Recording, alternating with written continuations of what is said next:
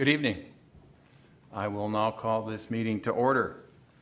First order of business is to adopt the final agenda for tonight's meeting. May I have a motion? So moved. May I have a second? Second. All in favor, say aye. Aye. Aye. Opposed? Hearing none, motion carries. Thank you.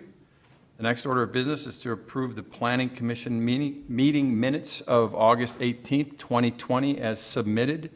May I have a motion? So moved. May I have a second? Second.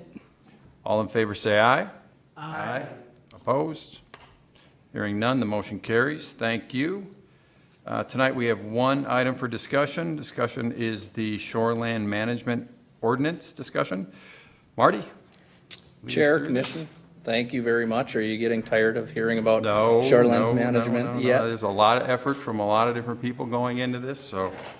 We do have a brief update this evening. I had held out hope that prior to tonight's presentation that we would get feedback back from the DNR. We have not yet, so we're still waiting that information. But we did have a Lakes and Water Quality Committee meeting this past week on Thursday, and there's a few suggestions they have provided that have been redlined into the ordinance. So for tonight's meeting, I just wanted to walk through what those items were, make sure there's a comfort level from the majority of the commission, and then also have a public feedback item to discuss at the end. So as I mentioned, we do have our draft ordinance sent to the DNR for final review. We are awaiting their feedback, and assuming their feedback comes back without any major things that we need to come back and readdress, we are tentatively scheduling this ordinance for City Council consideration on September 28th. Of course, if there are some items that need more discussion after the DNR has gotten their final look at it, we will certainly bring that back and we will adjust that timeline accordingly. And then, as I mentioned tonight, we've got a few revisions requested by the Lakes and Water Quality Advisory Committee, as well as a piece of public feedback to discuss. So most of this information, or I should say all of this information, was included in your background packet. So I will briefly just go through what these requested changes are, and feel free to jump in at any time if you have any questions or need any clarification. So one of the items, and you will see this a couple of times that has been redlined into the ordinance, is a reference to the lowest floor elevation requirements that are within the Shoreland ordinance. This has to do with the floodplain and the height of the lowest floor on a structure within a floodplain.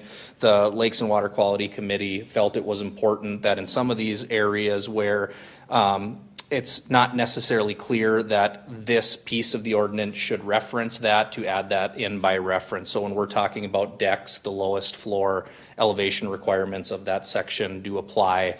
And I've got another one here, same with patio or detached deck, that lowest floor elevation requirement applies. This also adds the addition, the clarification of patio or detached deck, which was something we discussed at the previous Planning Commission. The one that I skipped over here was dwelling site. This was an administrative update. Just wanted to bring to your attention something that we hadn't redlined out previously. But as we've been trying to finalize the ordinance, we did catch this and have removed the temporary or movable shelter, including camping and recreation vehicle sites under dwelling site.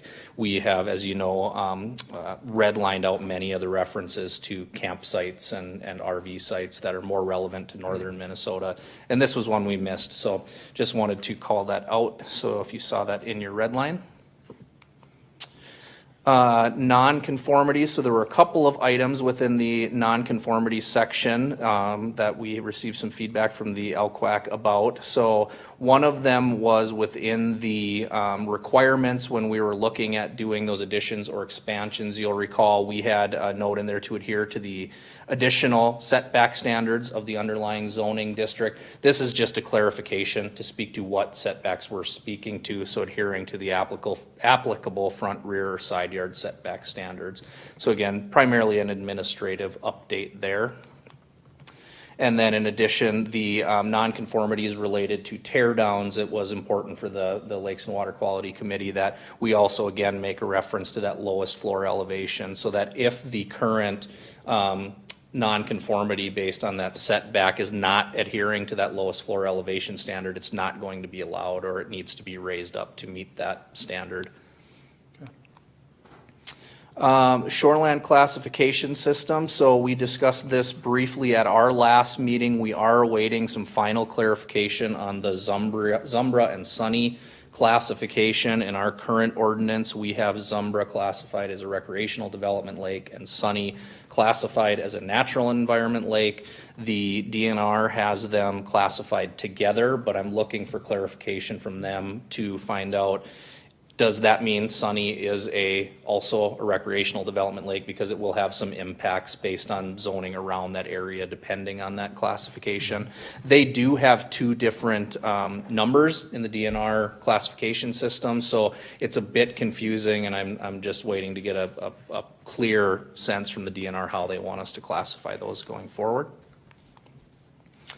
And then another item that came up during the Lakes and Water Quality Committee meeting that I have also tasked the DNR with is that there was an indication that there is a potential missing tributary, that there is an outlet from Zumbra to Auburn Lake that is not noted in the DNR's tributary classification list. So I have sent that to the DNR as well to see if that needs to be added to our list of tributaries within the ordinance. Special residential lot provisions. This is related to the controlled access lot discussion. There was a request to add in that the controlled access lot must be contiguous to the subdivision. The thought process behind this was that a developer can't develop an area somewhere, not related to the shoreline, come in and buy a shoreline property and make it a controlled access lot for a development that's not contiguous with that property. So this would require that in order for these to be considered, it would have to be contiguous to the rest of the development. This was a clarification from our previous Planning Commission meeting as we were trying to clarify the item about the roof of the water-oriented accessory structure. So just added some additional language to speak specifically to that we're talking about the roof of a water-oriented accessory structure may be used as an open-air deck with safety rails, but cannot be enclosed. As you'll recall, there's a little bit of confusion about what that meant as to what can be put there. So we're trying to be clear. This is essentially if someone were to have a shed, you can use the roof of that shed as a deck with safety rails, which would rise above, but you cannot roof those safety rails on top of the shed. Vegetation management, this was also a request by the LQAC that in our vegetation management section, as you know, we reference our tree preservation and replacement ordinance, and to have a note that any replacement trees that are required pursuant to that ordinance shall be replaced within the steep slope area to the extent possible, to try to motivate developers or motivate homeowners if they are removing trees on the steep slope and are required to replace, to motivate them to try to the best of the ability to replace those in that steep slope area versus on the front side of the house away from that, just to try to help maintain stabilization and that shoreline buffer. Since, just a question on this. So we're dialing this in and getting specific. So to the extent possible, who determines extent possible? I think that would be something that internally staff would look at with this tree replacement, because with tree replacement, we do request a landscape plan that shows where those trees are going to be placed. I think as part of that review, the homeowner or developer would have to demonstrate that it's not technically possible to replant those in that area. So it is, you're right, it's very loose language, right? But it at least gives us some sort of pause in these sort of discussions when we're talking about this to try to encourage and at least have require some sort of rationale or evidence as to why those can't be replanted in that area. Would it make sense to spell that out a little bit more there, that, pursuant to city staff's Certainly. approval, something like, I get, just to Try So to we're put a getting, little more teeth yeah. behind it, right? Yeah, right now it's it's a loose requirement, right? So we can certainly do that and essentially write in what I just Yeah. reiterated to you. I think that makes sense, you guys. It does, yeah, it does. to me. As reviewed by the city staff. In whose view? Right. is kind of the key. Yep. Let me make myself a note here.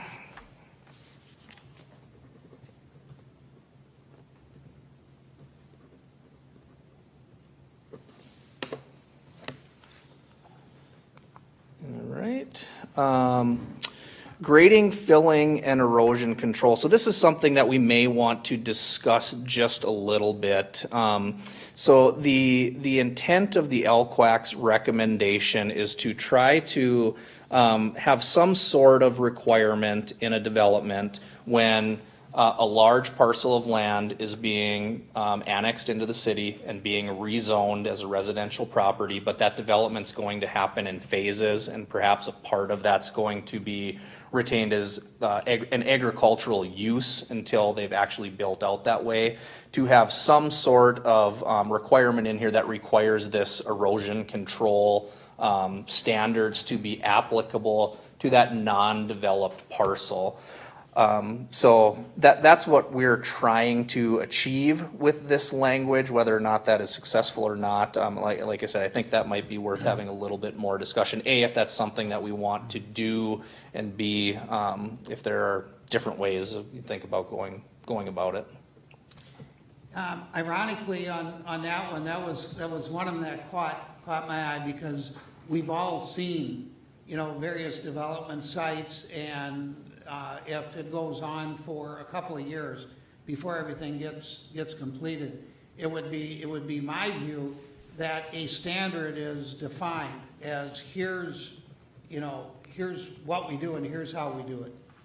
And that applies to all of the property that's being developed.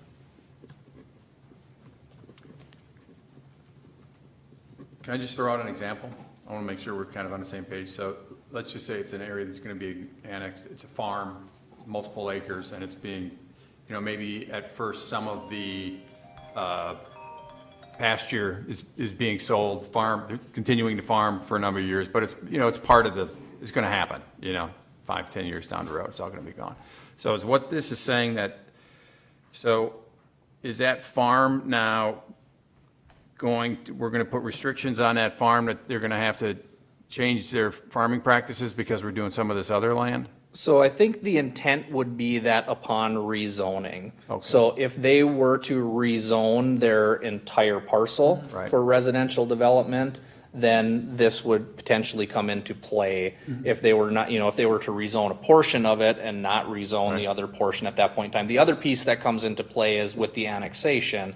If a farm were to annex a portion of its property but not the portion that remains in the township, well, then we don't have any authority on it at all. So this ordinance wouldn't even come into play. So I think the thought process was that at the time of rezoning of a parcel, you'd then have some more stringent stormwater and erosion controls. Yeah, I think that's reasonable. Yeah. I do also, yeah, and I think, having identified as at the time of rezoning. Right. Right. This is a little bit of an aside, but you may have noted in your background packet that another thing we talked about with the Lakes and Water Quality Committee was potentially coming up with some guidelines, not necessarily codified guidelines, but some best practice ideas and thoughts and things for the Planning Commission or the City Council to consider when looking at zone variances related to shoreland and those types of things. So this may be another opportunity of something we can pull into that discussion on trying to come up with some guidelines as to what does this actually mean, what are those erosion control measures, what are the best practices. So as staff is working through this and the Planning Commission and Council are going through development reviews, there are some established guidelines. Mm-hmm.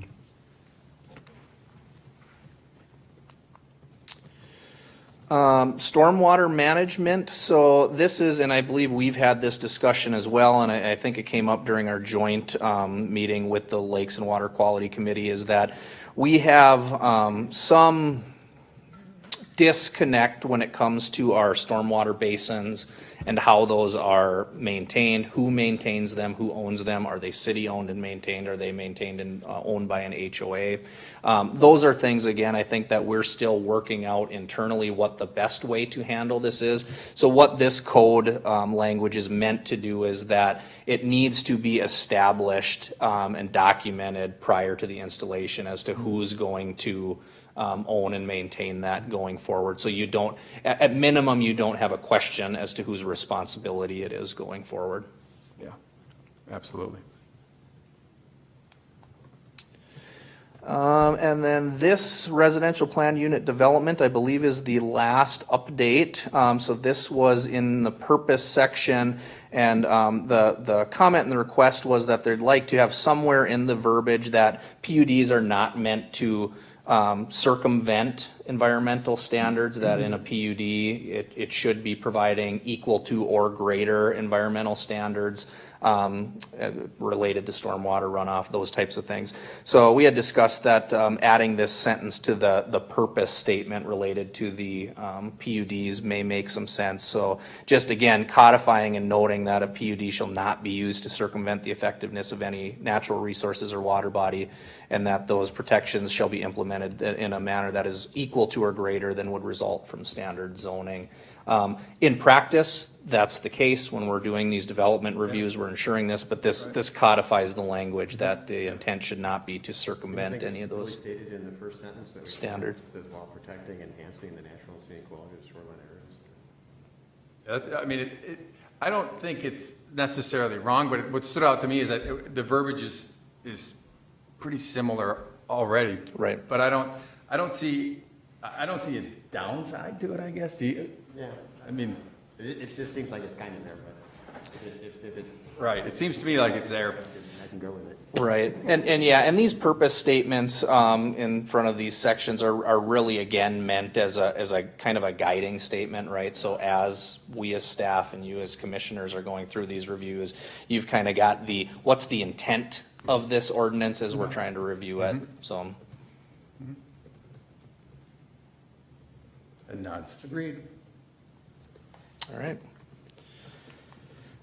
So the last piece I just wanted to reopen again for discussion is we received in the commission, you've been provided some additional public feedback from one of our Lakes and Water Quality Committee members who did not feel that the proposal or question related to changing those standards was vetted properly. So just in the effort of transparency, I wanted to again bring that question before the Planning Commission and get some final and firm direction on that. And if it's something we want to consider, we can certainly go back and reconsider. And if not, we can continue to move forward.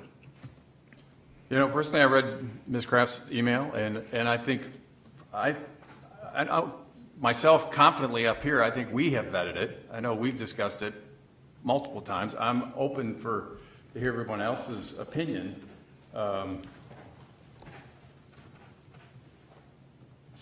Yeah, from my perspective, having gone through this numerous times, and I was in the interview process a number of years ago with the Lakes and Water Quality, and a remarkable group, a very, very knowledgeable group as far as I was concerned.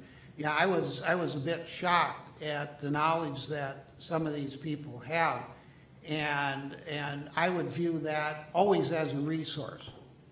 You know, here's people who have studied, here's people who have experience, and if they have a question, to me it would be a valuable question, would have value for sure.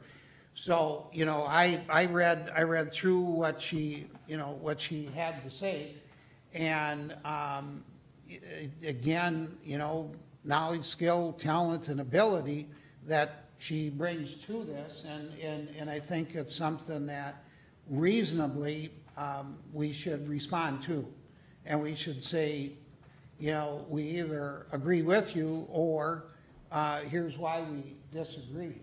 But I think it's a very well-written and a very well-intended at the same time. And I think it's not at all one of those that we would say, yeah, I don't know, you know. And again, having read a bunch of material from that group, and then having been in the interview process for the Planning Commission with 3 of the members, it was pretty remarkable because they've done their homework. So that would be my input into what she has to say. Anyone else? Well, yeah, I think we've discussed this multiple times. I don't feel that we're just giving developers into the city to go, pillage the land. I think we're trying to recognize that the lakes are different. And by having some smaller lot sizes, you're gonna have some more affordable houses. And aren't we really then giving more people the opportunity to live on a lake? Otherwise, it seems like we're making living on a lake very exclusive. And again, the lakes are very different. What you can do on the lakes is very different. When we looked at what the DNR recommended, and when we looked at what many of the competitive cities, because we are competing with other cities for development, it seemed like more of them had moved towards the DNR model than we had. So from a competitive standpoint, and we've heard feedback from like the Meat Cutters Union and some others, looking for some adjustments based on the type of property they have. So, I mean, I think we've thought it through, but if we want to keep talking about it, we can. Yeah, I'm happy to keep talking about it too. Do you have thoughts? We could relook at it, but I would say maybe even wait and see what the DNR comes back with. If they're gonna force us to go even more toward their standards. Well, we're at their standard on the smaller. And, back Commissioner Schwarting's comments, our lakes are different. I think to me, that's really sort of what it comes down to. They're classified different, they're different. And I agree, I think, having, giving some flexibility, and again, we're not giving the keys to the developers, we're still holding them to a high standard, but we just have, nothing is ever the same. It gives them some more options. Well, what I read in her letter was the perception, based on history, of making it easier for developers. And that, in my estimation, was the perception that many people had of what had transpired in the past. So she is the tone of it. The tone of the whole thing is she's saying, okay, we can't do that, and don't do that, and I don't like that, and making that statement, and I think that's very reasonable. I think it's very, I also think it's very honest, quite frankly. So, I've been very pleased with the DNR's recommendations. I think pretty tight, pretty darn tight. But I think her letter does necessitate us responding to her and saying, here's, while we hear what you're saying, here's also where we believe we're at on this, and we believe what we have done. And, here was history, and I think it's it is to me, a defined history. So, that was yesterday, for the record.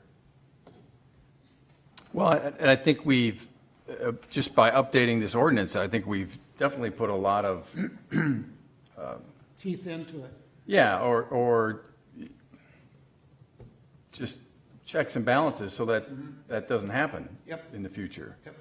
And, and city council's changed, planning commission's changed, you know, and you hope that, I don't mean any disrespect to anybody in the past, but you No, hope that it gets better and better and better. And so we can hold developers to a higher standard. And at the same time, when I think of developments, especially on lakes, you know, in my mind, a lot of times I think of PUDs. And that's where I think we have the most teeth, to use your words in Yeah. this. So, Yeah, we do.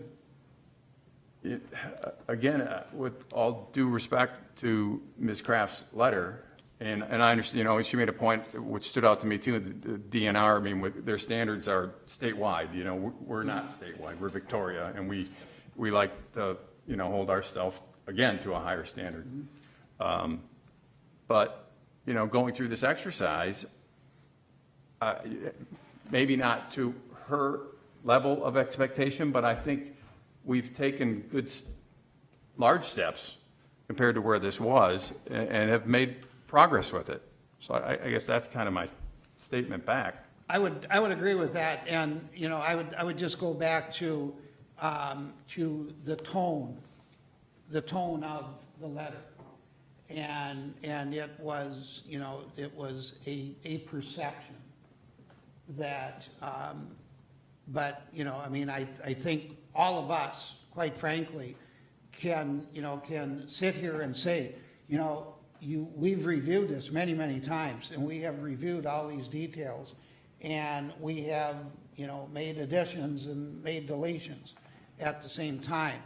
But I think it bears our responsibility to respond to that, to her letter and say, yeah, we hear you. You know, we understand, you know, we're fully understanding of what you're saying. And here's our response to that at the same time. I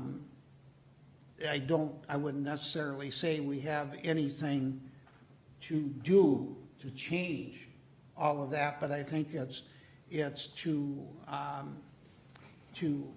make sure that that was then. And that may have been your perception. Well, that's not what we're doing today. And quite frankly, don't knock the DNR, because they do a pretty remarkable job, so. Yeah. What if you have a commissioner like me who tends to agree with her? And if you have a city council who tends to agree with her and sends it back to us to reconfigure it over and over again? Well, ultimately, they're going to decide. They'll change it. I mean, that was going to be kind of my next comment is, ultimately, if the city council disagrees with us, city council will. That's kind of where they've been right now, correct? Some feedback on those things. Yeah. But we need to make the best recommendation. Yeah, we just, Well, that's, I mean, I tend to agree with her, and building off of that, there's also something called progress. And the information that we put together based on where we're moving to, how we can compete, the riparian lots, which weren't addressed very well in our former ordinance, and the historical aspects, I think we're addressing more area for the betterment of Victoria, not just the water line. And I think that's where, on the surface, it gets lost. And when I say I tend to agree with her, I tend to agree with the letter on the waterfront. I do not agree with the letter on the way back from the waterfront, which is still in the plane, to finish my topic, or my point, I guess. So again, it's a complicated system, it's a complicated situation, but I think that we are creating a competitive, better Victoria, not only on the waterfront, but 200 yards off the waterfront. That's it. Thank you. so, but we're sort of agreeing. Well, no, and again, I think it's a complicated situation. Yeah. I don't think this is gonna be done in 6 months, or might be, but, you know, it's back and forth as to what we should do, and I think we're doing the right things and responding, in response to this letter. Again, I kind of agree with her, but then again, I kind of don't agree with her, you know, where it's we are now addressing all the things that weren't addressed before. We are addressing all the things that the DNR recommends, and we're doing it to the standards that the DNR has put forward thus far. And we're doing it on a progressive nature where we had neglected a lot of things in the past. So again, the update makes it better overall for Victoria, not just the water line. So yes, I agree. It's a good thing to do, and yes, we are doing it in the right order. It's just in response to her letter. Well, I think, I was gonna say, I think we all, I can't speak for everybody. I think I agree with her letter. I mean, it's important we protect the lakes, but Yep. we also have another job to do. We're the planning commission, and you have to weigh that out, and Yep. we all have different opinions, but I think and today, again, I think we have a good discussion on it, but we've vetted it, and a lot of the same things do keep coming up, so I think we're on the right track with it. And like I said, we got a great city council. I'm confident in the end, they're gonna look at this and say, you guys are wrong, or, I see more things coming back. We discuss them, go over, make our recommendations, and move it on forward. yeah. That's all we can do.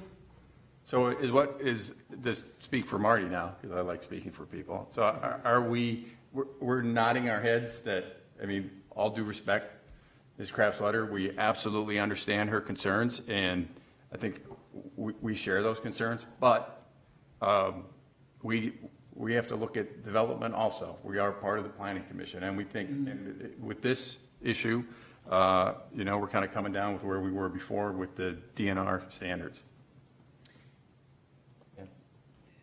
I think we'll maintain or do better than we have in the past, moving us forward based on the technology and what we have to help with this versus where the ordinance just kind of protects the water line at this point in time. We're going to protect all of Victoria. Yeah, as a newer resident to Victoria, and I don't live on the water, so what you're telling me is that Victoria only cares about high standards if you're on the water. Is that the statement that's being made? I think we'd have, otherwise should care about higher standards throughout everything we're doing. And I think we try to take that in. Well, Otherwise, we could change lot sizes for everything, right? Setbacks, how big your side yard can be. I mean, you could change it all. Yeah, I look at, I think we're trying to balance. I mean, all of this is, like I said before, as John said, there's more teeth in this. There's more checks and balances. This is all moving this. It's better. Yeah. There's the Agreed. DNR and the lakes are different. Yeah. So, go ahead. That's really the number one thing. So Chair, just to clarify, I want to make sure I'm perfectly I don't know if clear. there's any clarity. I probably confused Perfectly everything. clear. Am I hearing from a consensus that we, at this point in time at least, are moving forward with the recommendation as presented in the draft ordinance? Of course, if the city council wishes for us to come back and rediscuss, we absolutely will do that. But at this point in time, is the consensus that we are moving forward with the draft ordinance related to this section as is? Yes. Yes. Okay. Thank you. That concludes my presentation. Oh. Okay. So we will move on. Is there any miscellaneous items from staff tonight? We do have one miscellaneous item, Chair. So you may not be aware, but we have been working for the last month or so on some facility upgrades and changes related to some of the CARES funding that the city has received to help better accommodate social distancing, remote meetings, et cetera. And part of that is going to be a little bit of a update to our council chambers. So as of right now, the thought is that we're actually going to be moving the dais and reconfiguring the dais this way. opening up this wall with a sliding wall here to this conference room, which would allow for some overflow and queuing space, as well as some AV updates that would allow us going forward to better conduct some of those hybrid meetings where maybe a group of us are here and some of us are from home, to be able to accommodate through COVID or any other issues that might take place. So we are working with a space study consultant, and then we've also got an AV consultant, and we're hoping to start work on that by the end of this month. The caveat with CARES funding is that the work needs to be completed by November 15th, so everything is on a very fast timeline. Why this is all relevant is that for the month of October, this room is likely going to be out of commission. So we've been trying to look at dates and some of the applications that we have in. We do have a variance request for a setback variance that will need to be addressed sometime in October. And we are hoping that we can conduct that meeting virtually. That first meeting in October would be 100% virtual since we're not able to use this room. We would also be looking at moving that from Tuesday, October 6th, which is night to night, to Wednesday, October 7th, to accommodate anybody who might be participating in night to night with your neighbors or your neighborhood. So just want to get a quick feel for the room if we think that October 7th date will work, and if we're comfortable doing that as a remote meeting. That, as of right now, will be the only item of business that evening. So, and I'll follow up after this just to make sure we've got a quorum and we're able to do that, but wanted to make you aware that we'd likely be doing that meeting virtually. And then we would be looking at potentially rescheduling our October 20th meeting to October 27th, the following Tuesday. We're anticipating that the work will be done in the council chambers in time for the October 26th city council meeting. So assuming that is the case, we'd be able to get back in here on October 27th. There is a potential we could cancel that meeting. We have a couple of potential applications. We may be getting the final plat for Lake Town 16, and we may be getting an additional CUP application in that would need to be acted upon at that point in time. If we do not get those applications in, then we would likely cancel that meeting. But if we do, we'd want to hold that as, because in addition, our November 3rd meeting is canceled due to the election. Okay. And again, I'll follow up with these dates again in an email for everybody, but just wanted to give you a heads up of some of those changes in October. Sounds good. Thank you. Noted. Yep, very good. Anything else, Marty? That's it. Alyssa? No? Commissioners, any miscellaneous items? I have none. Nothing. No. Myself either. Okay, in that case, may I have a motion to adjourn? So moved. May I have a second? Second.